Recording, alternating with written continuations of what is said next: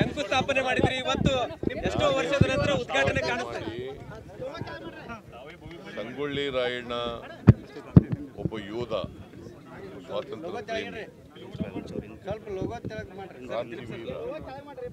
ಅವ್ರ ಹೆಸರಿನಲ್ಲಿ ಒಂದು ಸೈನಿಕ ಶಾಲೆ ಮಾಡಬೇಕು ಅಂತೇಳಿ ತೀರ್ಮಾನ ಮಾಡಿ ಅದಕ್ಕೆ ಬೇಕಾದಂಥ ಎಲ್ಲ ಸಿದ್ಧತೆಗಳನ್ನು ಮಾಡಿ ಇಲ್ಲಿ ಸುಮಾರು 110 ಎಕರೆ ಜಮೀನನ್ನು ಸರ್ಕಾರದ ವತಿಯಿಂದ ಈ ಬೆಲ್ಲ ಮಾಡಲಿಕ್ಕೋಸ್ಕರ ಸೈನಿಕ ಶಾಲೆ, ರಾಕ್ ಗಾರ್ಡನ್ನು, ಮ್ಯೂಸಿಯಮ್ಮು ಇವೆಲ್ಲ ಮಾಡಲಿಕ್ಕೋಸ್ಕರವಾಗಿ ಮಾಡಿತ್ತು. ಸೊ ಅದು ನಾನೇ ಶಂಕುಸ್ಥಾಪನೆ ಮಾಡಿದ್ದೆ, ಜಮೀನು ನಾನೇ ಕೊಟ್ಟಿದ್ದೆ, ದುಡ್ಡು ನಾನೇ ಬಜೆಟ್ ಎಲ್ಲ ಬಜೆಟ್ನಲ್ಲಿ ಪ್ರೊವೈಡ್ ಮಾಡಿ ಶಂಕುಸ್ಥಾಪನೆ ಮಾಡಿದ್ದೆ. ಈಗ ಭಾಳ ಸಂತೋಷ ಏನಪ್ಪ ಅಂದರೆ ನಾನೇ ಉದ್ಘಾಟನೆ ಮಾಡ್ತಾ ಇದ್ದೆ. ಮುಖ್ಯಮಂತ್ರಿಯಾಗಿ ಶಂಕುಸ್ಥಾಪನೆ ಮಾಡಿದೆ, ಮುಖ್ಯಮಂತ್ರಿಯಾಗಿ ಉದ್ಘಾಟನೆಯನ್ನು ಕೂಡ ಮಾಡ್ತಾ ಇದ್ದೆ. ಎಲ್ಲ ಚೆನ್ನಾಗಿ ಬಂದಿದೆ, ನೀವು ಎಲ್ಲ ಬರೀರಿದೆ, ಸ್ವಲ್ಪ ಚೆನ್ನಾಗಿ ಬಂದಿದೆ.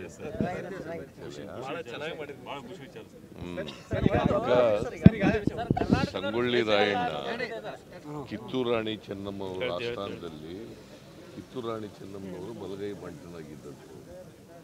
ಬ್ರಿಟಿಷ್ನವ್ರ ವಿರುದ್ಧ ಹೋರಾಟ ಮಾಡಿದವರು, ಗೆರಿಲ್ಲಾ ಯುದ್ಧ ಮಾಡಿದವರು.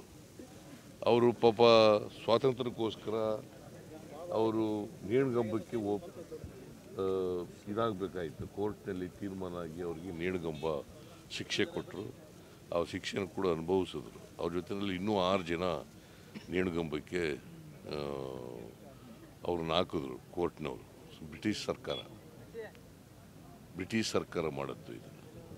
ಸೊ ಅವರ ಜ್ಞಾಪಕಾರ್ಥವಾಗಿ ಇದನ್ನು ನಾವು ಮಾಡಿದ್ದೀವಿ. ಇಲ್ಲಿ ಕನ್ನಡದವರಿಗೆ ಇಲ್ಲ, ಕನ್ನಡ ಅದಕ್ಕೆ ಅದನ್ನು ಮಾಡ್ತಾ ಇದ್ವಿ. ಬಿಜಾಪುರದಲ್ಲಿ ಹೀಗೆ 65-35 ಇದೆ, ಅದೇ ರೀತಿ ಇಲ್ಲೂ ಕೂಡ ಮಾಡ್ತೀವಿ. ಕರ್ನಾಟಕದವರಿಗೆ 65 ಸಿಗಬೇಕು, ಸೊ ಬೇರೆ ರಾಜ್ಯದವರಿಗೆ 35% ಸಿಗಬೇಕು ಅಂತ ಮಾಡ್ತೀವಿ. ಒಟ್ಟಾರೆಯಾಗಿ ಕ್ವಾಲಿಟಿ ಎಜುಕೇಷನ್ ಜೊತೆಗೆ ದೇಶ ಪ್ರೇಮ ಬೆಳೆಸ್ತಕ್ಕಂಥದ್ದು, ದೇಶಭಕ್ತಿಯನ್ನು ಬೆಳೆಸ್ತಕ್ಕಂಥದ್ದು. ಇಲ್ಲಿ ಓದ್ದವರು ರಾಷ್ಟ್ರದ ಸೇನೆಗೆ ಸೇರ್ಲಿಕ್ಕೆ ಅವಕಾಶಗಳು ಸಿಗ್ತವೆ.